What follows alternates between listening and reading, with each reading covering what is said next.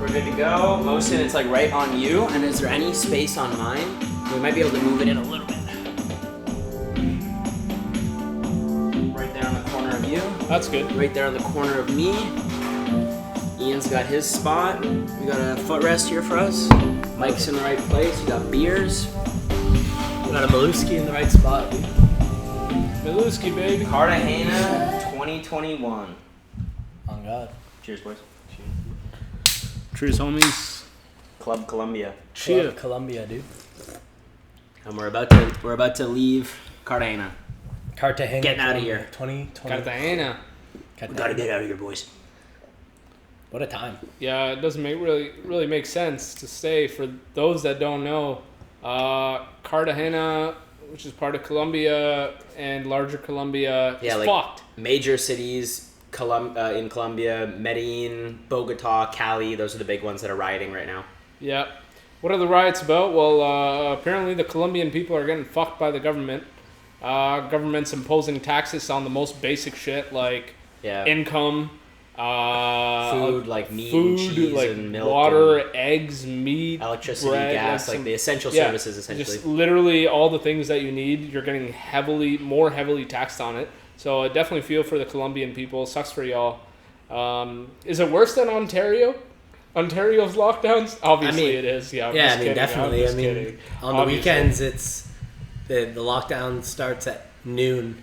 How messed up is that, man? So, you can't. Literally, we didn't do anything. It makes sense that there's if in Ontario they said 12 p.m. curfew on weekends, I think there would be riots. Yeah, I'd riot, man. I would be. Sure. I think that I'd be like, I don't think I'm much of a protest guy, but I think that'd be the time.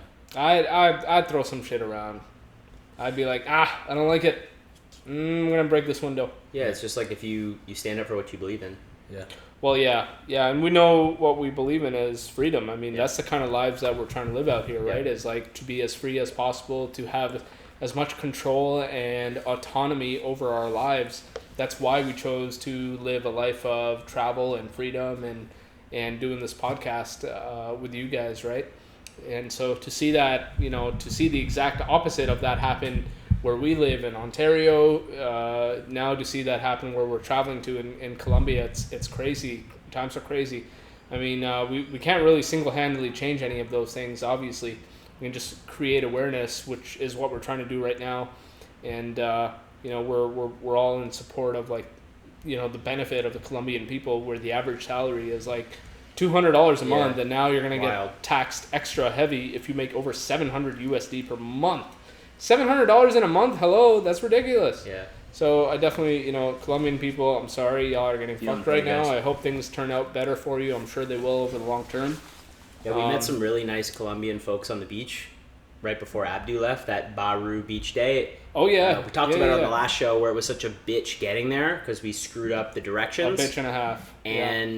But we met these Colombian folks who had taught themselves English, so it was easy to communicate with them. Yeah, and one of the guys DM'd me on Instagram just thanking me because you posted on your Instagram on your story what's happening in Colombia right now. I think it was a Demi Lovato post who seems to be using our platform from our friend, to create awareness. From my friend Brittany, who's also friends with Abdu. Thank you, Brittany, who used to live here in Cartagena in Colombia, teaching English.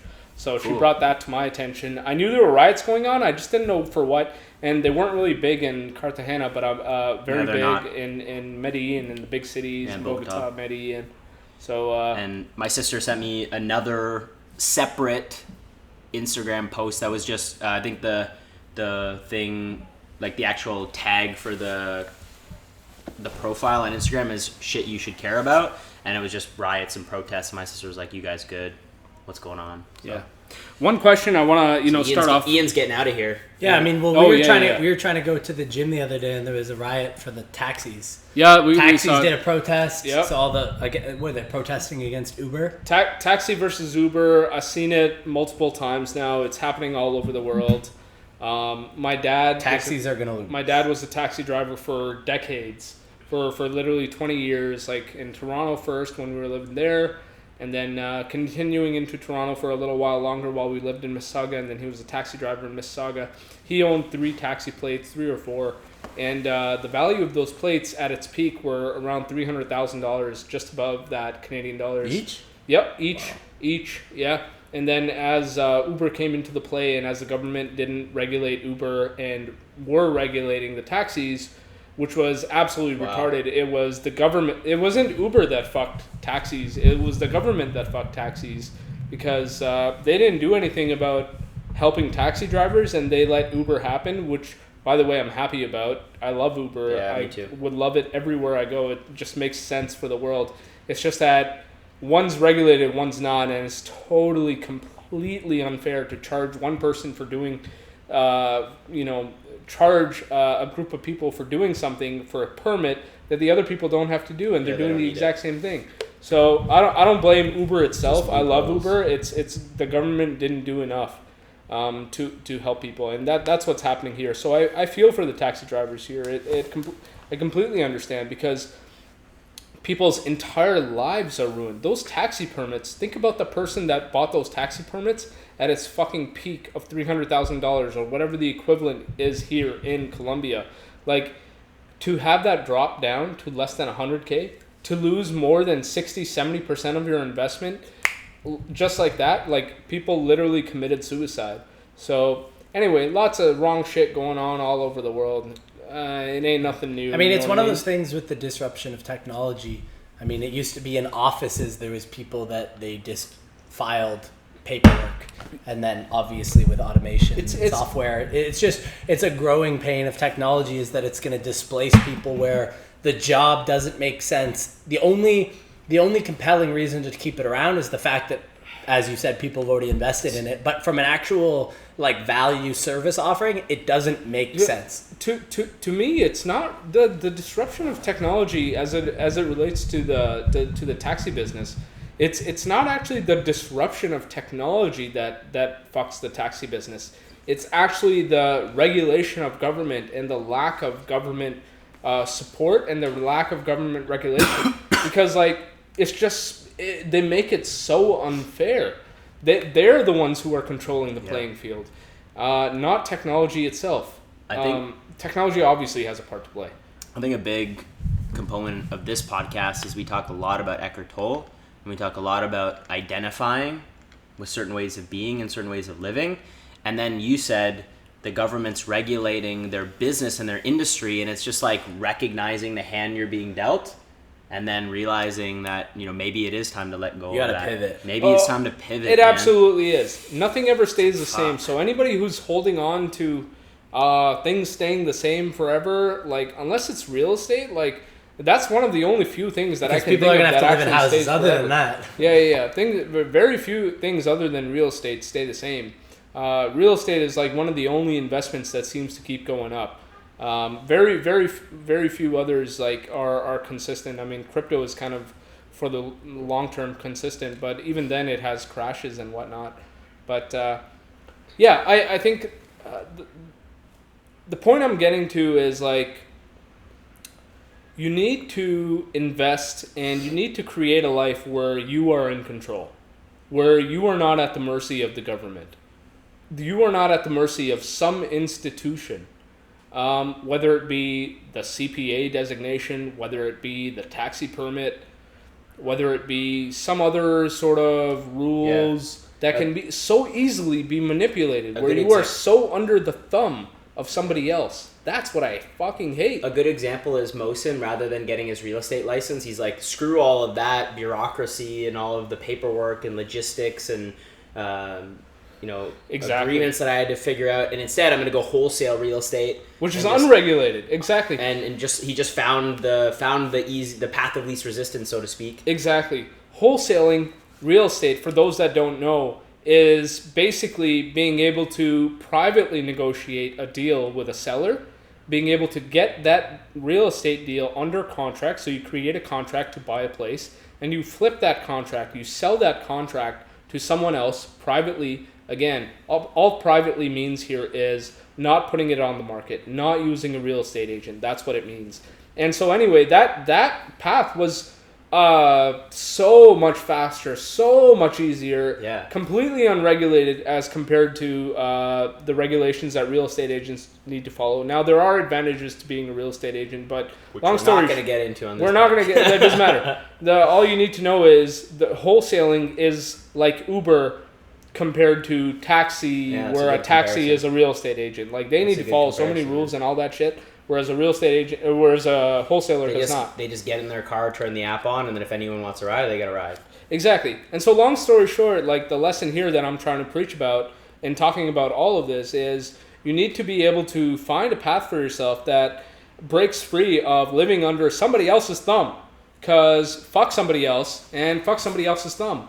And like the power, and you need to find ways to reclaim your own power, whether it be in your own career, your own fitness, in really any area of your life, relationship as well. Do not live under somebody else's thumb. That's nonsense. That's bullshit. And you do not need to make yourself your own prisoner. That's one of the things that I remind myself is like, do not put yourself in your own prison. Because you have the power to take yourself out. You have your power to put yourself in. I don't care what your life situation is. Some people's life situations are harder than others. But don't tell me you can't see a path to freedom. Because it's there for most people, unless you're literally in prison or something. It's there. So yeah, it sounds like you're saying take ownership of your life. Take ownership. Take responsibility. Do the hard things that get you out of that bullshit situation. No matter how bullshit it is, because there is a way out. And if you keep focusing on the negatives and keep focusing on the L's and keep being a victim, like, where is that getting you? You know what I mean? Do you want to cry all day? Do you want to be a loser? Do you want to be a bitch? There's times to man up. I remember watching a video by a guy who hosts the London Real show and podcast. It's really popular in the UK. It's pretty popular personal development YouTube channel.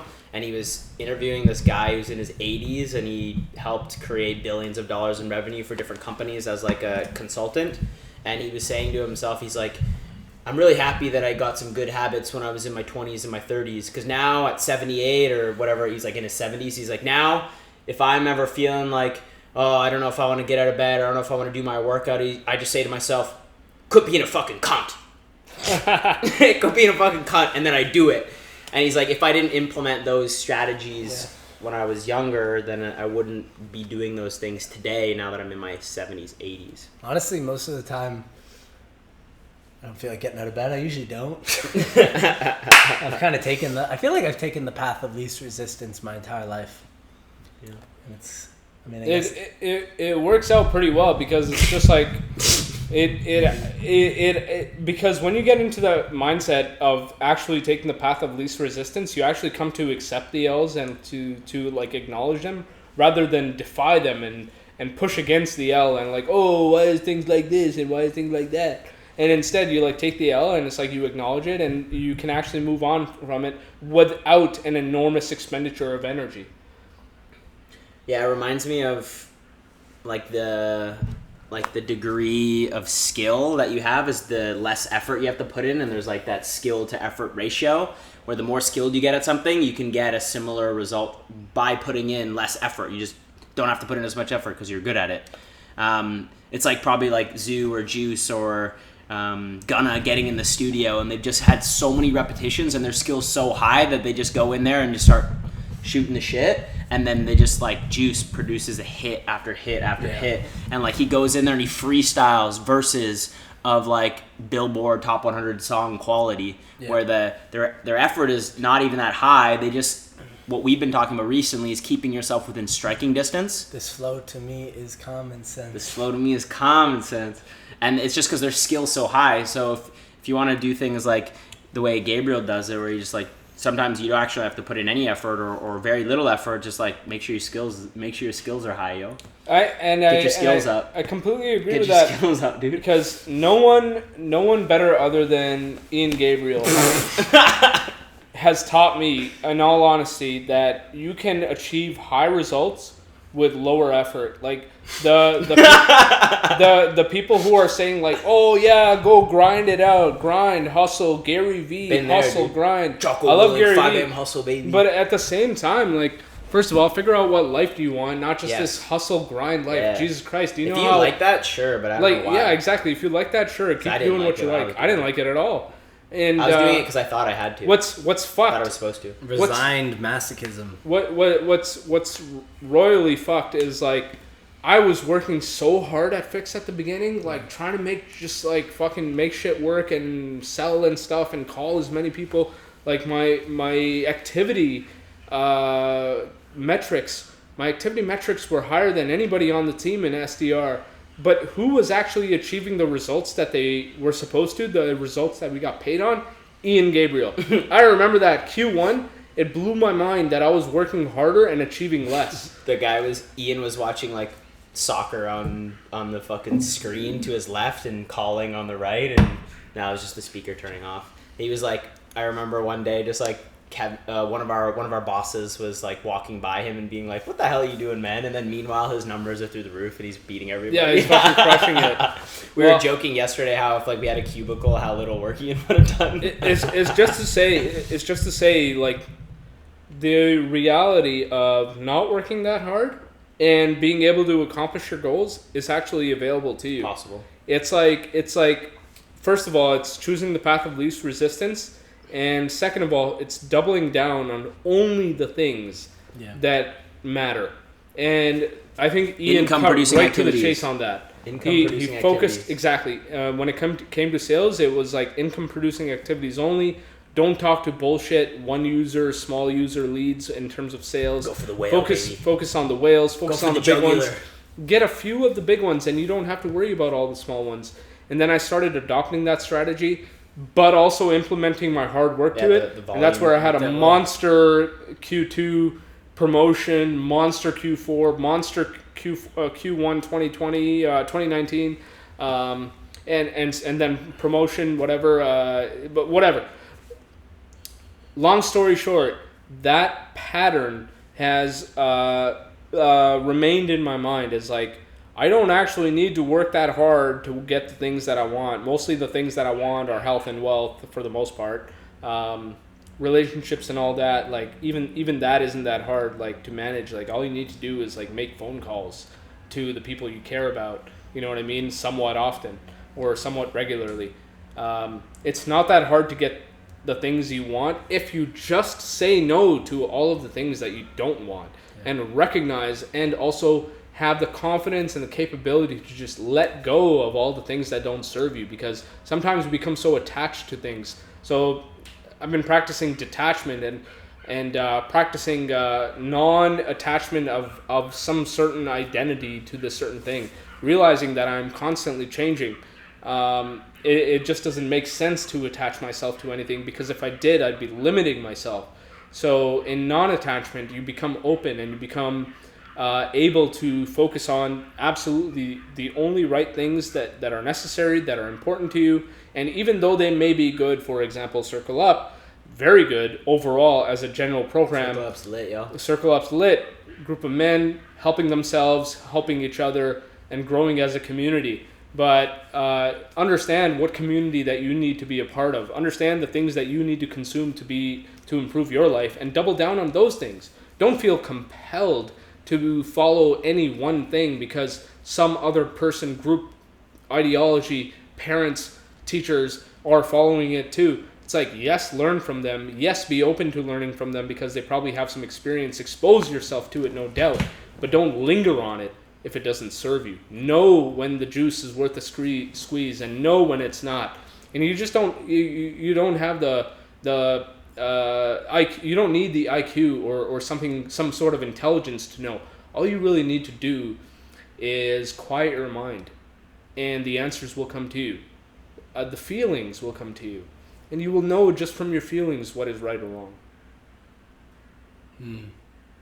Yeah, one of the things that made me think of is one of the best predictors of behavior and future things is from past, whether it's algorithms, experiences, but there's also things that just happen that that don't seem to follow from things from the past, and getting outside of just repeating the past in different ways and getting outside of certain paradigms of thinking that it has to be done a certain way. I mean, you mentioned the Gary Vee. I mean, I think obviously he has a lot of great points, but the general concept of like hustling and like grinding yourself into the ground all the time doesn't seem to resonate with me. I mean, it's something like in the United States, it's like over 50% of the people don't even use all their vacation time, and the average vacation time is like 2 weeks, and they're not even using it, which doesn't make any sense to me. 0 cents. So many things about our work culture don't make sense to me. Yeah. Getting paid a fixed amount, no matter how hard you work, absolutely doesn't make sense to me. Because then, if the smart person was smart, they would just do the bare minimum to get by, because working harder wouldn't actually get you any more because you have a fixed salary. What are you going to get? A 2% bump? A 5% bump in your salary? We're talking pennies here. This is fucking loser shit. Who cares about 5%? Is there a reality where a 50% bump in your income exists? Is there a reality where 100% income exists in terms of your salary and your increase? It's like you can focus on this like loser shit of like these incremental fucking meaningless gains. The get rich slow. Here, you know what? People talk about like, oh, get rich quick is a scheme. No, it's not a scheme, actually. Get rich quick is actually a real thing if you actually focus on it and look for the opportunities that exist to get that way. Now, absolutely, everything comes with its downsides, which is in terms the of old get rich quick and also go broke fast. Yes, and it could go either way, and you need to weigh out those risks because it legitimately could go either way. But it's like, for me personally, from my experience, taking at least some somewhat calculated risks have benefited me enormously. I will name off some of them. Leaving accounting, having no idea what to do next. Figure that shit out. I think that's I think that's ballin', dude. See, that's like inspiring. So me and Christina, my girlfriend, for those that don't know, me and Christina had this conversation recently where we asked each other a question like, what's the hardest thing that you had to do? Christina talked about our health challenges. I talked about leaving accounting. And we were in an argument for a little bit because she's like, man, the hardest thing you've ever had to do is just choose that you're not an accountant. And long story short, we resolved that, and it was like, the conversation was, well, it wasn't just me, like, oh, the hardest thing I ever had to do was like choosing not to be an accountant. It's not that. I chose not to have to live under somebody else's fucking thumb. I chose to not have to live under one fixed reality of success that, oh, this is my only path of success. Become a CPA, become a manager, become a CFO, become ridiculously rich. That was literally at the time when I was 19, 20, 21, 22. That was literally my only version of success. That was his programming. That was my programming. There was a 5-year plan, and if something did not fit into that one fixed 5-year plan, then no other thing could make me happy. How ridiculous and how retarded was that line of thinking? And it's like you need say to retrosado. Retrosado in Spanish is retarded, and I don't use the word retarded to actually describe people mentally challenged. Just people just know that. Like, I'm not like trying to be rude here. It's just my way of saying it's absolutely fucked. So you need to get no break free filter of your Mosin right now. Yeah. We got no filter Mosin with us right now. You need to break free of what you think is right and wrong in the world. You need to break free of like the limitations that you put on yourself. You need to break free of what you think the government is right and wrong. But do you think the government is smarter than you? Yeah, sure, they got a few smart folks, but they absolutely got fucking retarded people. Hello. Do you not realize that people in the government have their own ambitions, their own interests at heart? Yeah. Do you not realize that they're holding on to their own power? Do you not realize that people in power want to continue holding their own power? Do you not realize that people in their power right now in a time of crisis are using the crisis moment as a time to hold their own power and grow their own power? Yeah, what was the quote? It was like, never in politics, never... Yeah, there's the never let a good tragedy go to waste. Exactly. Yeah. Exactly. And do you think now that those people have exercised their power and are wielding their power, do you think that they want to yield their power? Do you think they want to give it up again? No, they're just going to look for other avenues to yield their power. What you're describing to me reminds me of Earl Nightingale. And if you go to YouTube, he has an amazing 20-minute video called The Greatest Secret. And essentially what he describes is he outlines a lot of really great points, mostly around how most people don't write their goals down. And so they never get towards anything specific. But he describes this idea of what success looks like, and the reason I like it so much is because it actually is individualized. Yeah. Where he says success is the realization of a worthy ideal, and the point of that is nobody gets to decide what a worthy ideal is, except you. Yeah. For your life. Yeah, Jim Rohn would talk about that and say if there's the guy that wants to go live in the forest with the squirrels, and he actually goes and does it, then he's a success. He's successful. Yeah. You know? And it's like, I think, we talk a lot about progress and like moving towards something so much, and I think that's really important. And that's definitely an aspect of the present moment that you need to invest in to build further avenues for the things that you want. The main thing I've been focusing on, though, is just getting completely outside of this compulsion to develop myself, because even to progress with myself, I'm aiming at something that I'm currently not. And I think I think there's a lot of like surrender and faith aspect of it just comes back to meeting yourself where you're at, but ultimately getting outside of trying to do anything. One of my favorite things about reading Ian's poetry is it's very paradoxical in a lot of respects, where it's like it goes in one direction and then it also shows the other side, so it's like it shows both sides. So what you're describing is very paradoxical, which is like, yeah, sure, strive for more, but also be comfortable and present with what you have. How do you think about that for yourself personally when you wake up in the morning? One of the first things you do is you pick up a book and start reading literature. Yeah. I mean, I screenshotted the other day, there's a quote by Soren Kierkegaard, who's a famous Scandinavian existentialist philosopher, and he said, "A thinker without paradox is like a lover without emotion."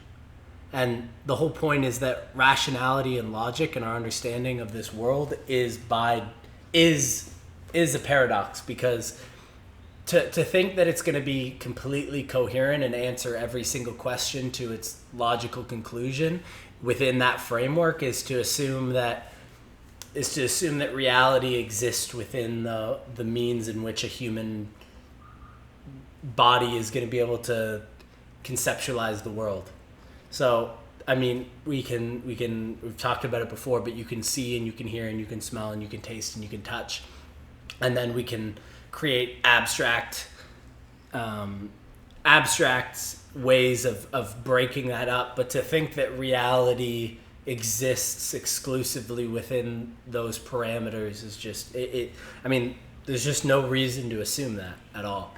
So, I mean, I mean, in general, everything's always about progress, about how to like get a bigger percentage. I mean, the entire paradigm system of companies is basically, we talked about all three of us working at the same company and different quarters, which is breaking up a calendar year into 3 months at a time, and then make sure that you're on some sort of trajectory of progress. Yeah. And it's always measured on this trajectory of progress. And I mean, I think progress is a great tool, but I think it's like always looking over the horizon.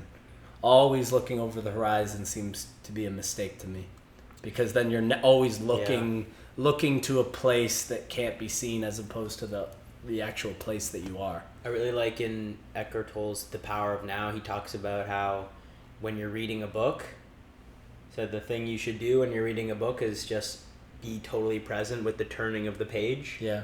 And totally present with every single word. As you're turning the page, think about turning the page. And the other thing he talks about is just completely dying to the past. And I think there's an element of surrender and faith where you don't have to be constantly in a state of processing the past and trying to predict the future, and realizing, as Mohsen said before, you already have the answers. There isn't these like genius people outside of you that you need to answer all of your problems, and you trust that the past has influenced you in a way that's going to allow you to make decisions now, whereas you don't have to constantly be in this loop. Excessive rumination, I think, is really where a lot of suffering comes. Yeah, where the rubber hits the road for me, at least recently, is around morning routines, and how like if I don't do the ideal morning routine for myself, I kind of like say the day is a wash, like I fucked up today, realizing that I can start the routine at any point. Yeah. Like, as soon as this is done, if I didn't do what I wanted to do earlier, I could just start it now. And you can start, and always can start in the only point, which the whole point is that only is now. Can't do anything in the morning. The morning is an abstract concept. I've said this before, and I'll kind of say it again with a little bit of a twist. With a twist. Is like, man, people are playing it way too fucking safe in life. You do what you know, and you don't do anything else. The vast majority, the masses, are doing what they know and don't do anything else. Yeah, that reminds me of Ian, where a couple podcasts ago, and it was just so... Actually, we did this on episode 50 of the Circle Up podcast. We were in Puerto Viejo, sitting on the couch. I don't know how we recorded an hour and 45 minutes, but that's crazy. We did an hour, 45 minutes, and one of the things he said is that people spend the majority of their lives trying to avoid pain. And so by spending all of your time trying to avoid pain, you literally just make all of your life about pain and the avoidance of pain. It's like the thing that playing not to lose versus playing to win. Yeah. And then there's swinging for the fences. That's what I'm saying. Swinging for the fences. That's what I'm saying. Is like swing for the fences, and if you can't get a home run, maybe you hit a double, maybe you hit a triple. Yeah. You know what I'm saying? And you take the home runs in terms of swinging the fences to Mosen's point around taking L's is you take the home runs along with the strikeouts. Exactly.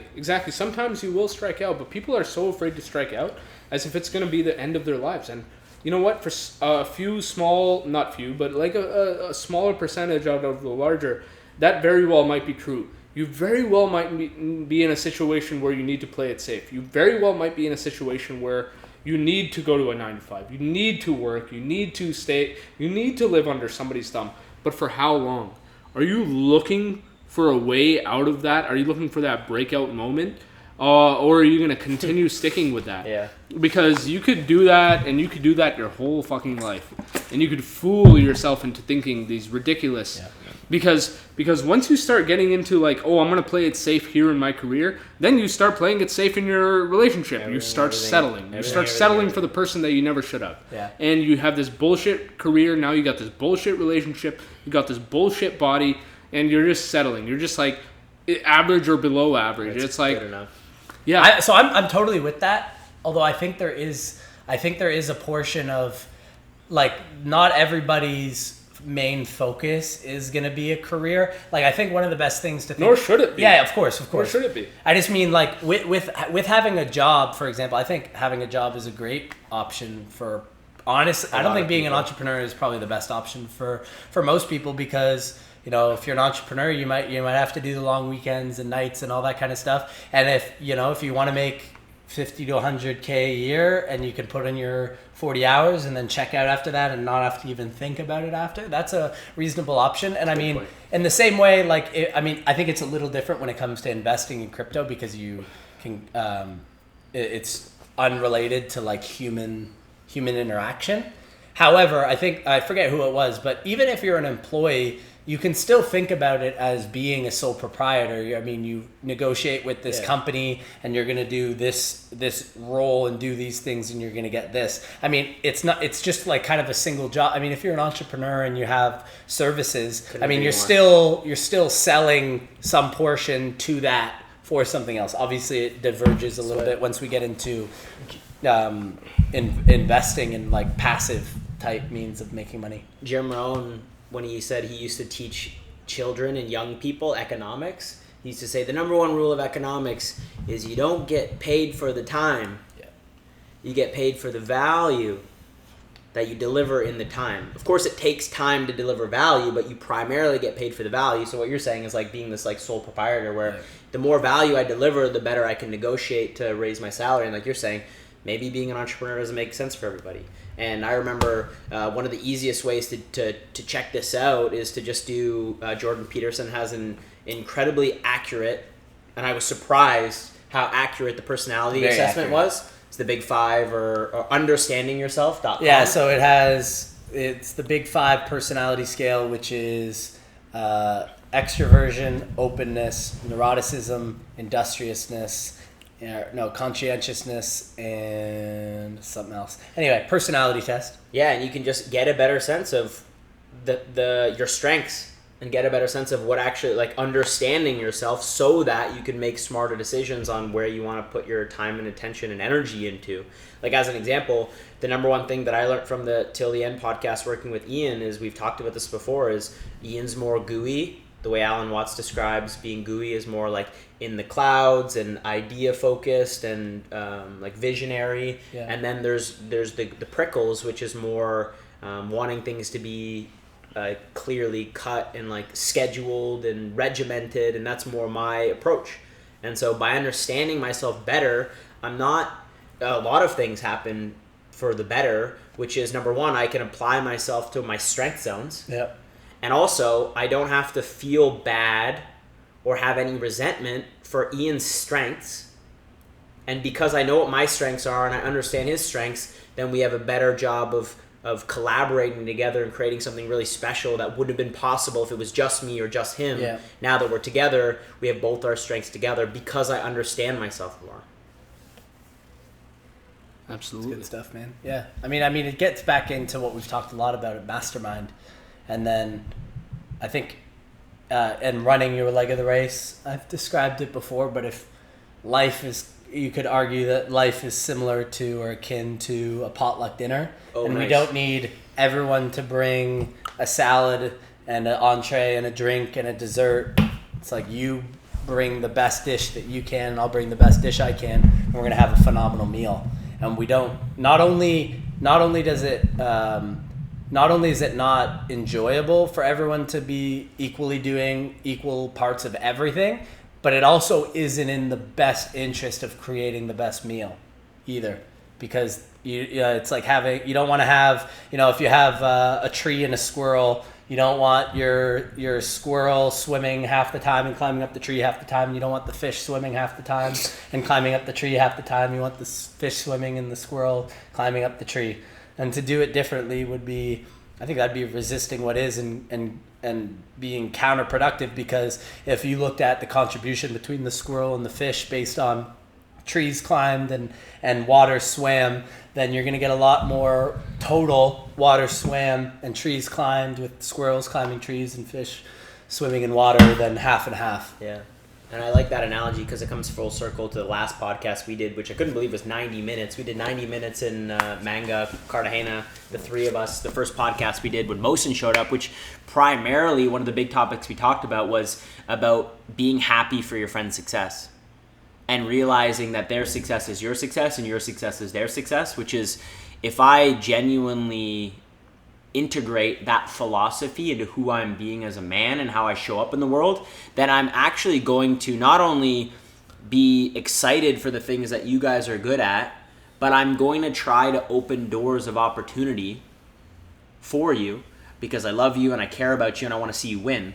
Because I know that if Mosin wins, or I know if Iain wins, then it'll help me in the long run because we're in relationship together. Yeah, and I think crypto is a great example of that.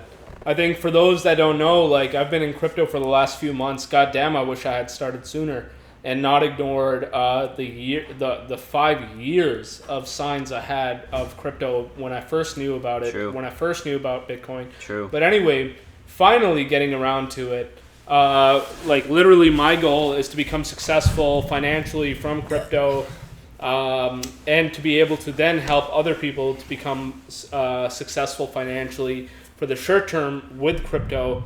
I've gotten you into crypto, Jonathan. I've gotten Abdu and more into crypto. For example, one of the big myths is that you need to like vastly and in-depth understand something to fully to benefit from it. And I think that's clearly fucking obviously not true, because if you're currently hearing these words through an audio format, then unless you're some sort of sound engineer, then you probably couldn't break down the actual process of how that's happening, because I sure as hell can. Yeah, no way. I sure as hell can. And you got the blood coursing through your veins and you couldn't explain that if you wanted to. I was gonna save this question, so but now that we're here, we've arrived at crypto. Okay, crypto, baby. We've arrived at crypto. And just to kind of circle up, like, in terms of like getting around people, bringing different pieces to the pie, well, one of the one of the things that Mohsen brings to the table is investment advice and these kind of things. And he's got us introduced in investing in crypto. And I fucking don't know what any of that means. I don't know what a blockchain is. I don't know what any of that is. And I've made money. And I've made money since yesterday. And I don't understand how it works. Well, first of all, you don't have to know about everything to be successful. You don't have to be the perfect salesman to sell something. You don't have to be the fucking president of the United States to unite people and help men and women, In fact, they usually don't. You don't have to be any of that. You just have to have some semblance of like what the fuck you're doing, and you have some semblance of like, hey, I'm listening to someone who's smarter than me in the area that I want to be in. And if they're successful, then they meet my criteria of me listening to them and being influenced by them. Yeah. Why be influenced by somebody who's fucking dumber than you in the area that you want to be smarter in? Doesn't make any sense. So don't take advice from people who are not doing the things you want to do, from people who are living a life that you do not want. Why would you take advice from people who are living in a way that you do not want? You're just setting yourself up for failure. I've done that before. That was a really bad idea. I've done that in sales where I took sales advice from people who were doing worse than me, and all it did was shake me, and it made me scared because they were scared. Now, like maybe some of their advice was good, but it's just like, man, go listen to the people who are doing better than you in the areas that you want. If you find them, and if you find a few of them, and you get a diversified opinion, you'll probably find that their opinion is the same if they're actually smarter than you and actually more successful than you.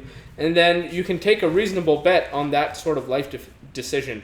So that came to me in sales. It did not come to me in accounting because there were a bunch of pussies in accounting, including myself.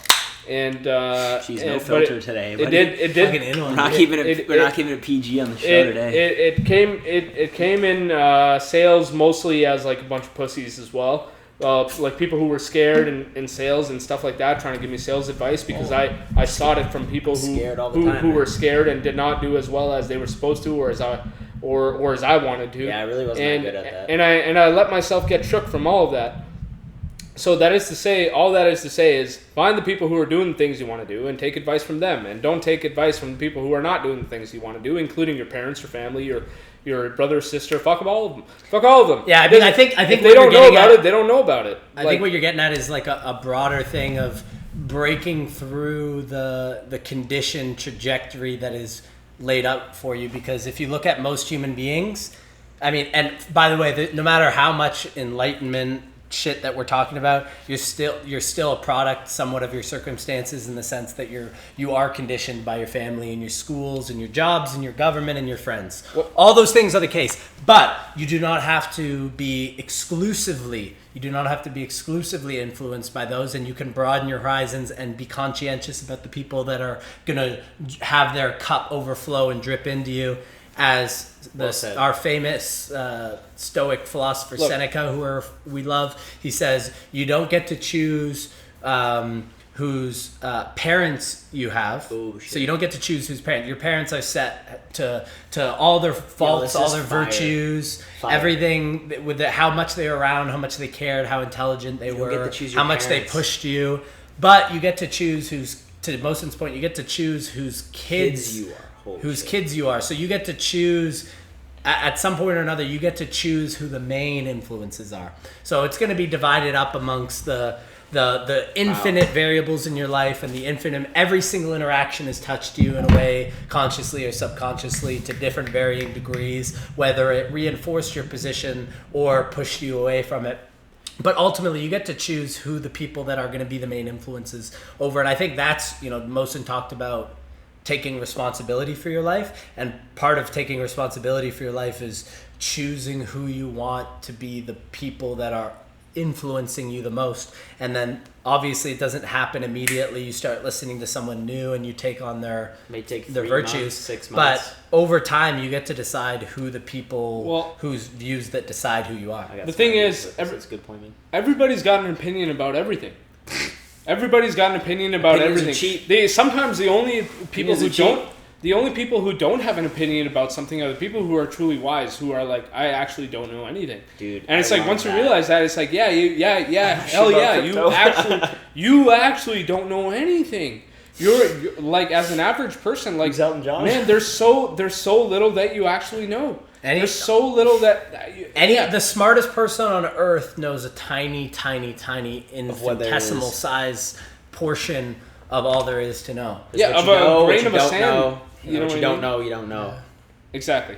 And so, having said that, is like, there's so much you don't know. And then there's the entire society which has an opinion about everything.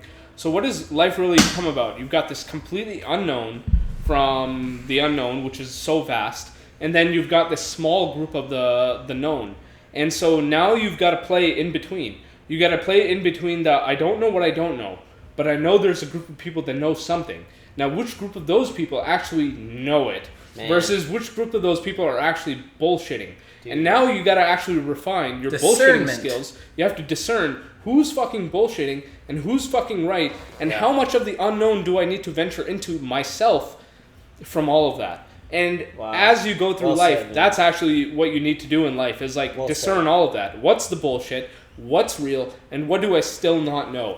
And how much of a risk am I willing to take? For me, I would strongly encourage people, please just go do the things you want to do, because then you'll actually have an appetite for the unknown. Then you'll actually have compelling reason to actually discern between bullshit and who's right, rather than just be somebody who doesn't do that. What does somebody who doesn't do that do? Well, they just take in all the noise. They take in all the noise, and goddamn, how hard does it get to filter all of that? To have to filter between the vast unknown, to have to filter between the to not even filter, to actually just let it all in. How mixed up and how monkey mind would you be when you have to take all of that in, and you're not with intention exploring having to discern between bullshit and non-bullshit and truth, and playing with the risk of the unknown. Something that came up for me when you said that, dude, that was fire. That's a lot of listening. I got a lot of ideas about what you said, and then Mohsen said. Do you mind if I share? Yeah, go for it. And then the first thing I thought about what Iain said, and I think both of you connected it very nicely, and I was just thinking to myself, damn, that's a lot of listening. I need to become a better listener. But the best way to do that is by listening. But Iain, the one thing that you reminded me of is like having this broader focus. Joe Dispenza talks about convergent lens or a divergent lens. And this like open awareness, this divergent lens allows you to take in information and possibilities is the way he described it. They didn't think were possible. It's like the don't knows. I didn't even know. So I like how that connects really well. And I agree with that. Just like the more the meditation I do, the more I'm open-minded to receiving. And then what you were saying, Alan Watts talks about being like realizing and recognizing that you can be a shyster. He says that. He's like, yeah, when I realize that like I have the capacity to fuck someone over, then I realize that they have the capacity to fuck me over, and now I can actually play in that game because I know I have it inside me. And it's like you're talking about discerning what's bullshit and what's not. Well, a big part of that is like realizing that I bullshit all the time. And so the lesson for me is to... Everyone does. Yeah. It's like discerning the... You could say something to me.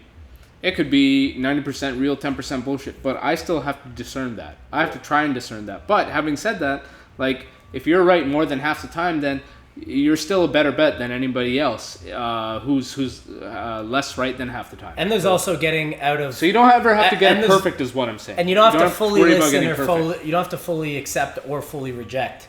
Part of the discernment is what we've talked a lot about is don't throw the baby out with the bathwater, but it's like also make sure to throw out the bathwater. Yeah. So I think there's definitely an element of that. And then one of the things that occurred to me when you guys were talking is, you talked about doing the things that you want, and this is something that we've all been really, really harping on. And I've realized from a communication standpoint, if there's a gap between what you intend and then if people are always seemingly misinterpreting what you're saying, then you're probably not saying it in the most clearly in a way that takes in how they want to receive. So I've realized in talking to a lot of people that there seems to be a negative connotation or a negative baggage around the word want, and that if someone's doing what they want, then they're exclusively in this hedonistic treadmill of self-indulgence, which I don't think is always the case. I think people seem to resonate a little bit more with perhaps a bliss or a calling, because doing what you want for some person might be, being in a soup kitchen. So I think it's like getting into, I think more so even your nature, and then trusting and then learning to adapt what you want to be aligned with your nature, because if you have what you want not aligned with your nature, then you're going to be in this constant split, in this constant it's like wobbling. You're going to be in this you're split between the two. And then Epictetus, another Stoic philosopher, he said the goal of a philosopher is to have it so that nothing happens outside of what you thought could happen, and that you don't want for anything more than what is going to happen, and you actually learn to love and want what is going to happen within your nature, and as opposed to fighting against it. Yes, amor fati, said by Friedrich Nietzsche, which means in Latin, love your fate. And it talks about that kind of adds on to like trust in your nature. Well, it's like, what is your nature? Do you really know?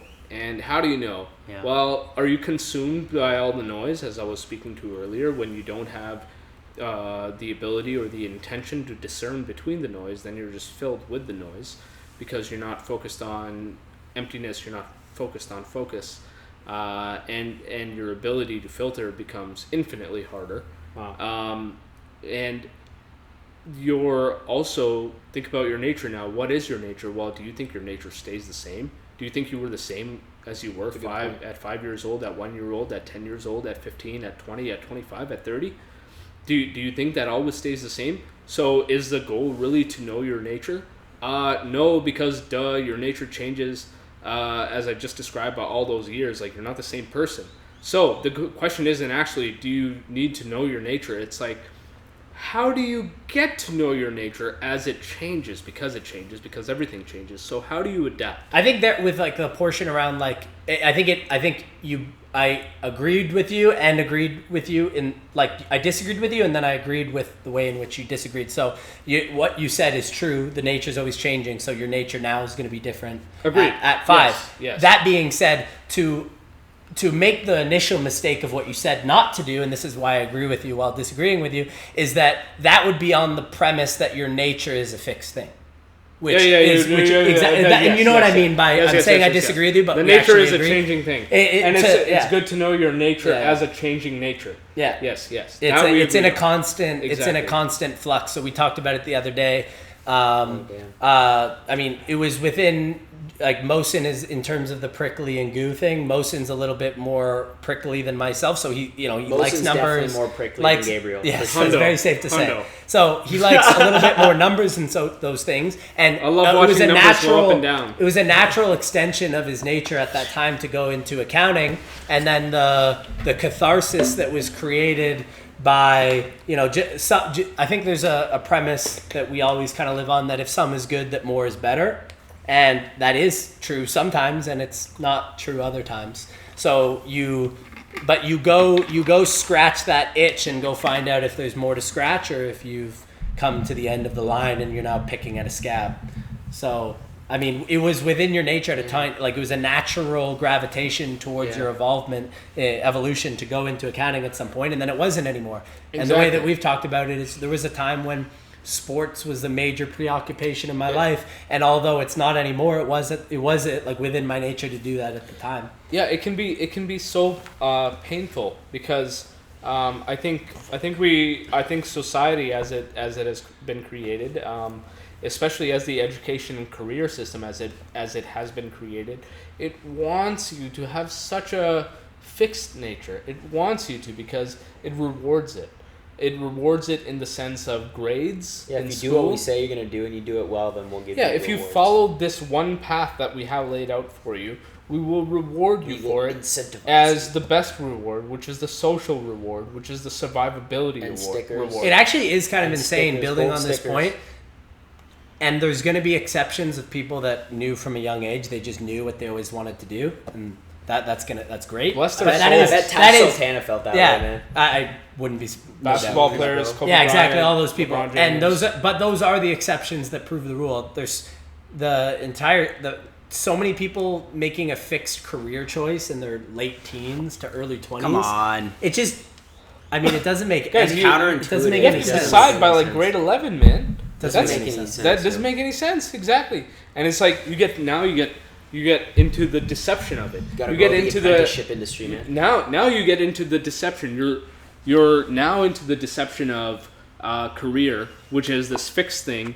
You're into the deception of success, which is grades, career promotions, minimal fucking salary raises. What else do you get in? What else do you get in? How you do anything is how you do everything. So if you're I into disagree the with that. I agree as well with that. if you're into the deception of this and that, then you're into the deception of this and that, which is now you're into the deception of a relationship. Now you're into the deception of this. Now you're into the deception of that because you never learned how to think for yourself, and it starts to follow a pattern. Don't get me wrong. Obviously, the opposite exists where somebody. All variations exist, first of all, because we live in a limitless possibility type of universe.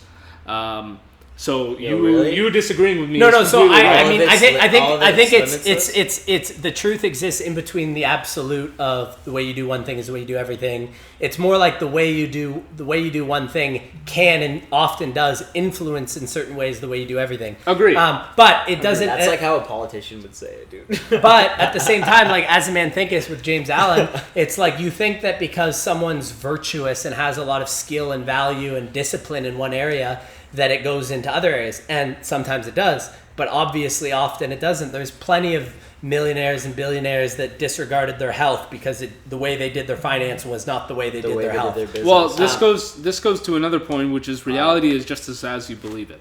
Yeah. You know what I mean? Reality is just as you believe it, and guess what? Most of it is true because what you believe you can hold true, and there is no objective truth.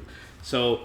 Unless it's about objective things. Unless it's like, it's about what I believe in, motherfuckers. Where it's like repeatable, whatever. That was a huge but lesson from South Park. most of reality isn't like testable and repeatable in this way. Like like most things are like this and most things are like that. Well, no, there's so much variation in between.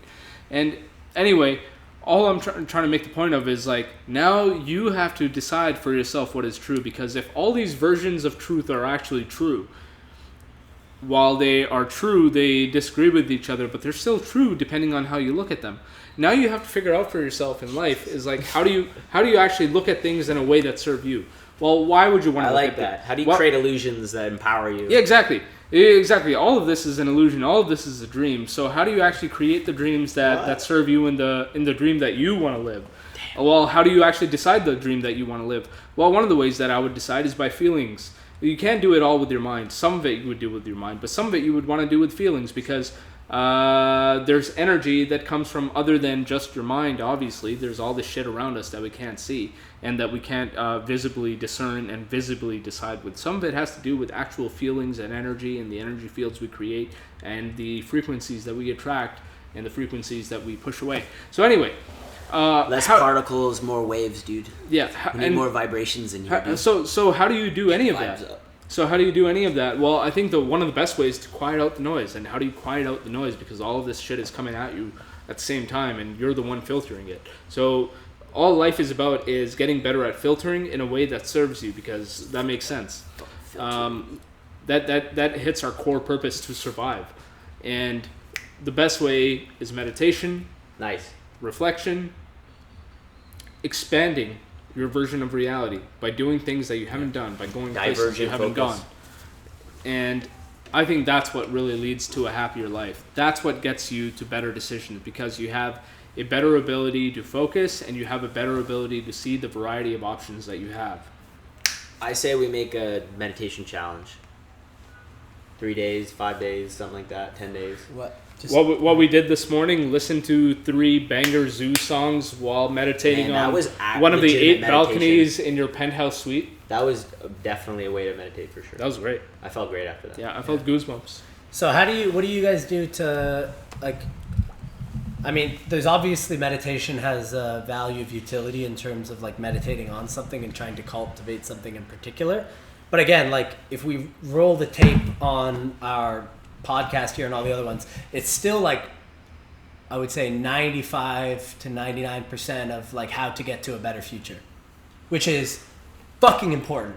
It is. How to get to a better future? Is that your question? No, I'm saying that's what we've been. Everything is like, for example, like I would say that like meditating exclusively for a better future would be missing it. Oh, present and future, I would say. Not just better future. Well, yeah, I just think like there is no future.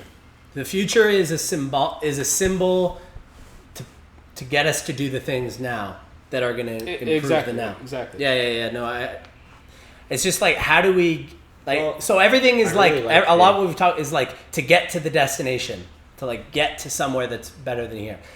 How do you guys go about arriving? I think it's the meditation.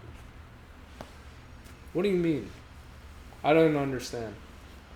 So it's like, how do you get to arriving? How do you do or not do like, where it's like not doing something that because it's leading somewhere else? Yeah, like Bob Marley said, the second you win the race is the second you stop racing. Well, I think I think it's in the presence itself. The presence is all I'm really talking about in terms of like discerning between right and wrong, canceling out the noise, and getting better at decision making. Yeah. It's like you're not just doing it for the future. You're doing it for the now because the now is all there is. Well, you're doing it. And you don't just do it once for the future. You do it all the time. Because it's the purpose of doing it is not for the future. The purpose of doing it is for the now, and you do it in the now. It reminds me of like the busting loose process, and he talks about how it's not instantaneous that you bust loose from the money game because you keep finding things that are uncomfortable for you, and you crack them open, and you do what Mosin said, which is take back your power and remind yourself you created it all. So it reminds me of that because Sam Harris talks about how you can get control over your mind. Absolutely. So like the practice of getting control of your mind to remember to essentially the meditation is reminding yourself that you were thinking and gently bringing yourself back to the present. There's no such thing as a bad meditation. Yeah. It's just the realization that you're having thoughts and that you weren't being present because you were thinking rather than being here. The other thing from an interesting point of dialogue, it's like, why do you want control over your mind? I feel better. Who wants to feel better? Me. Who's me?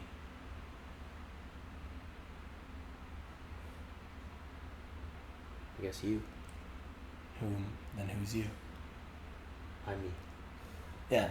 So it's just like I'm me. Who's saying this? Whose aims are we promoting? Our own. Who's us? Are you trying to? I'm not even leading this. I don't have a certain destination. Us is as who we define ourselves, and we believe we are. Yeah, but it's like why? I guess my question. It sounds like consciousness.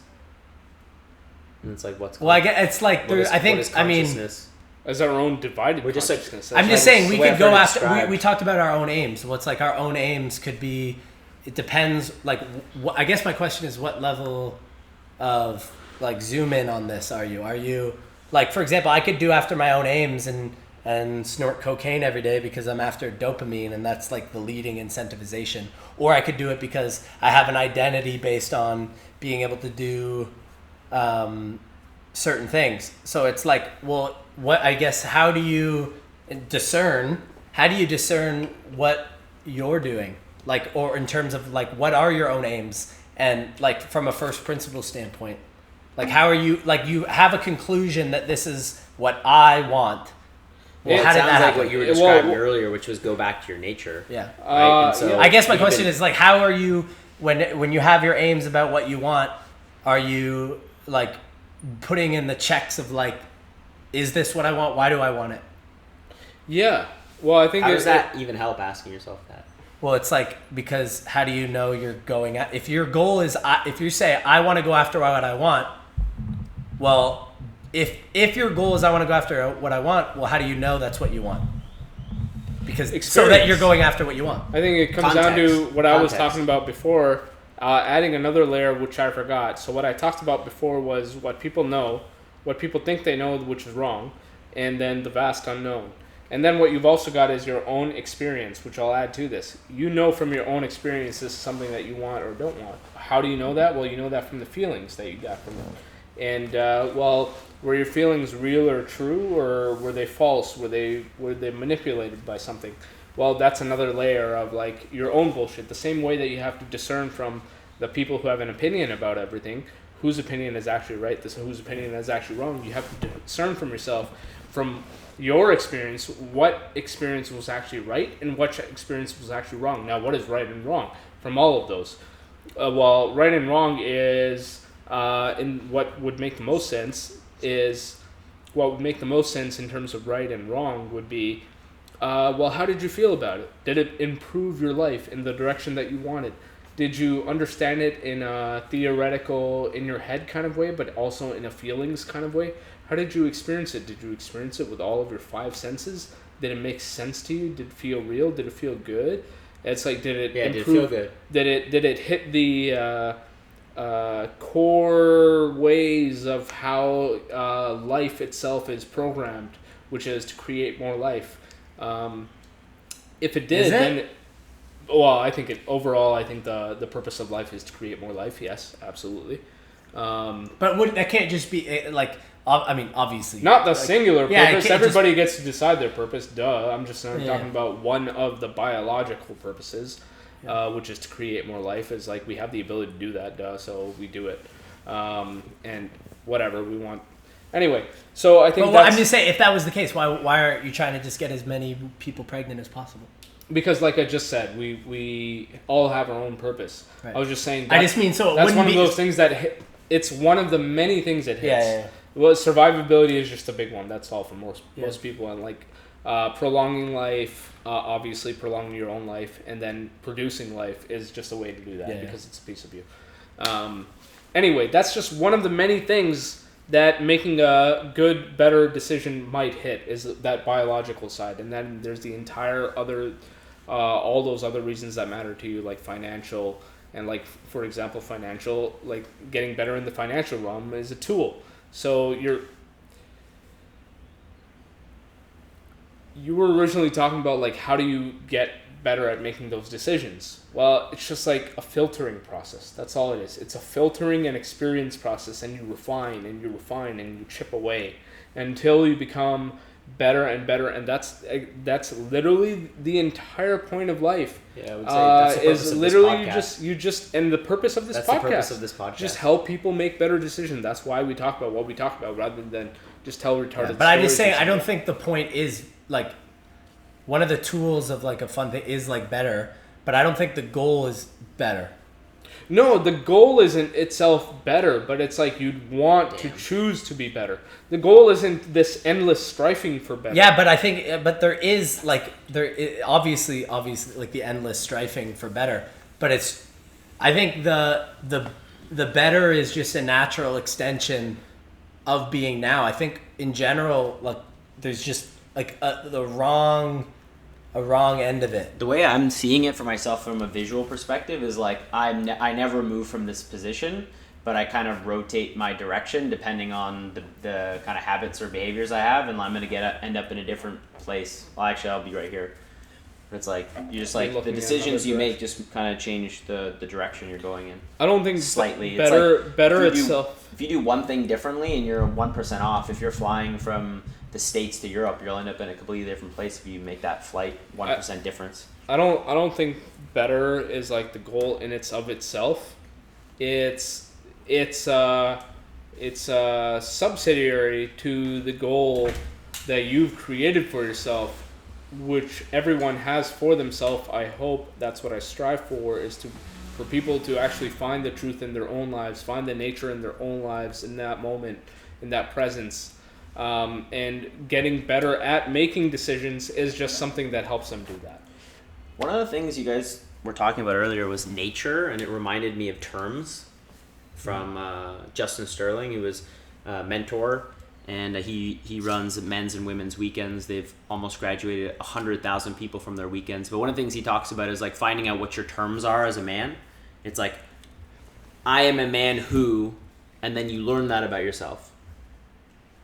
And that was when you were describing nature and how do you get to it and how do you know if you're actually making decisions or taking actions that is in alignment with your nature. Well, it's like what Mosen sounds like he's talking about to me, the way I'm perceiving it, is like gaining context, which the whole purpose of this show and traveling is to go tip of the spear, which is an inside. Maybe you can enlighten us on what tip of the spear is. But the way I see it is we're having novel experiences, and because of that, we're gaining context about ourselves and about the world that we wouldn't have if we just kept repeating the same day over and over again in the same spot. Agreed. And so we're going out into the world and we're gaining context about the world and who we are and the setup, and then I get to make decisions consciously about my present experience and how I'm going to experience it. And that the terms is, I am a man who, and there's two ways to go about it. It's like, if I'm honest with myself right now, I am a man who is what? That's my term that I have right now that I hold. And then there's terms that we strive towards, which is I am a man who, and then what would that look like? Yeah. So there's different ones, but it sounds like what you're describing is the term of I am a man who is right now, as honest as I can be, this is who I am right now. Yeah. Versus like almost like it, but it's an illusion. Yeah, like I'm so like, it's an illusion. I'm just realizing, and everyone has their way in which they fit into the way things are and the dialogues and paradigms. I'm just realizing as an individual, like just I just like can't even have myself not even wanna like this striving. It's not that the getting somewhere isn't important, because I think it is. I just think it takes up a disproportionate portion of the time, of the like of people how they spend their time.